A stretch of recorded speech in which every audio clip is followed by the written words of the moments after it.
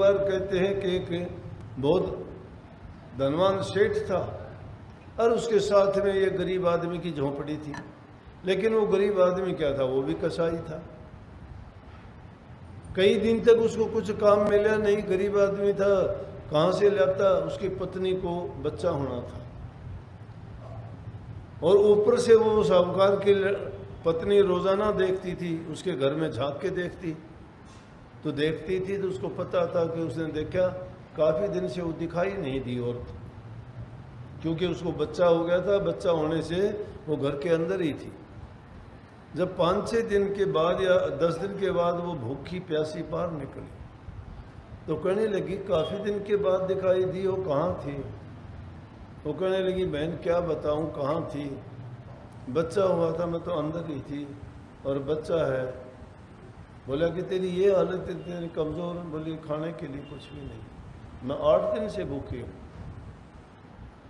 उसको दया आई, बोली कि घर वाला बोला कि जाता है कहीं काम मिलता नहीं, कुछ खाने के लिए साधन कुछ भी नहीं है, वो क्या कर? बोली ठहर तू यहीं पे ठहर। उसने लड्डू बना रखे थे, गूंद के बड़े बड़े लड्डू थे। दया आई कि बेचारी देखो इसने बच्चा दिया है और उसके बच्चा होने के बाद ये औरत की हालत औरत जानती है उसके साथ क्या बीती है। उसने उसको 4 लड्डू दे दिए। उसको भूख लगी थी, एक तो उसने खा लिया और उसने सोची घर वाला भी भूखा है, उसको भी एक आध दे दूंगी, हमारा 2 दिन काम चल जाए। वो लड्डू रख लिए उसने। घर वाला आया तो उसको बोली कि ये ले कुछ खा ले।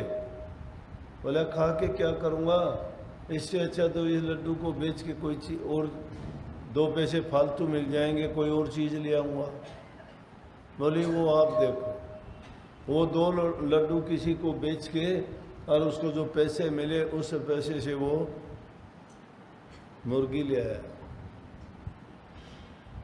मुर्गी का काट के मांस बेचा तो 4 पैसे की बिकी।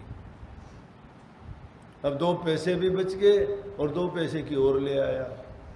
1 से 2, 2 से 4, 4 से 8, 8 से 10, 10 से 20, 20 से 100 मुर्गे मारने शुरू कर दिए। मुर्गे मारते मारते उसने पूरा जो है वो जानवर मारने का पूरा मकान उसका बन गया। आमदनी बहुत होने लगी, बकरे मारने लग गया, मांस बेचने लग गया, पूरे शहर में मशहूर हो गया। लेकिन जिस सेठानी ने उसको लड्डू दिए थे उनका काम जो चलता था उस काम में कमी आनी शुरू हो गई। काम बिल्कुल उनका ऐसा हो गया कि बहुत जैसे गरीबों की हालत होती है, जिनके पैसे देनदारी के सिर हो गए या तो उनके पास पैसे होते थे। उन्होंने बहुत इधर उधर से अपने महात्मा के पास पहुंच गए।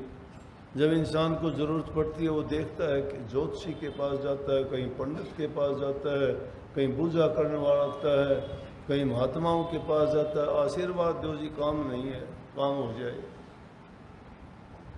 महापुरुष वचन दे देते हैं, आशीर्वाद देते हैं, दुआ देते हैं उनको कि मालिक तुम पर कृपा करे, कृपा होती है। परमात्मा को पुकारो वो सुनता है। जब इंसान की बात सुनते हो तो वो क्यों नहीं सुनता, वो सुनता है। लेकिन सुनाने के लिए उसके लिए आवाज़ यहाँ से इस जबान से नहीं निकलती, वो दिल से निकलती है।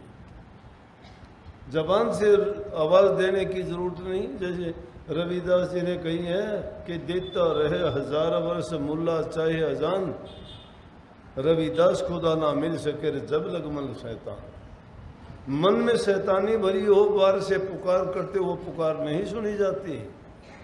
वो पुकार जब दिल से निकलती है बिना बोले वह पुकार सुनी जाती है। तो उनकी हालत बड़ी खराब हो गई। महात्मा के पास गए, महात्मा जी जाके कहने लगे महात्मा जी बहुत बुरी हालत हो गई हमारी। बोले क्या बात, कोई काम किया होगा तुमने बुरा, इसलिए कोई ना कोई सोच के देखो क्या किया था। बोले जी हमने तो कोई ऐसा काम तो नहीं किया, पर एक काम किया था। बोले क्या? कि एक कसाई था, उसको तो इस तरह से लड्डू दिए गए और अब वो तो बड़े ठाठ बाट से रहते हैं और हमारा सब बर्बाद हो गया। महात्मा ने सोच के कही, विचार के कहा कि भाई तुम्हारा दी हुई चीज पाप कर्म में लगी, उनको वो पाप बढ़ना शुरू हो गया, तुम्हारे वो पाप का दोष लग गया, कमी आ गई। बोले महात्मा जी कोई उपाय बताओ। हाँ बोले उपाय बताएंगे भाई। आप ऐसा करना कि उनसे बात करके उनसे कहो कि या तो तुम्हारा सिर कर ले, तुम अपने काम में मिला लो और धीरे धीरे करके जो पाप कर्म करते हो पाप कर्म छुटवा दो। बोले ठीक है। गए, जाके वो सेठानी कहने लगी उससे, अब तो वो भी सेठानी हो गई थी बराबर की, पैसे, नौकर चाकर, बड़े कारोबार, बड़े पैसे मिलते हैं। बोली भाण कैसे आई? बोली बहन क्या आई, आज तो मैं काम आई।